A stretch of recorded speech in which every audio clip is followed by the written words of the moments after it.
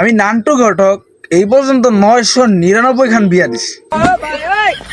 এরপরে তো আর বিয়া সে দিতে পারলাম না, পকেটে টাকা পয়সা নাই, ভাইও বিয়া দেয় না বেটার, আর আমার জিজ্ঞাও না, কারণ 999টা বিয়া দিছি, এর মধ্যে টিকছে মাত্র 2 খান, আর বেগুন আউট। দেখি আজকে একখান বিয়া শাদির কোনো ঘটকালি করতে পারি কিনা, যাই সামনের দিকে।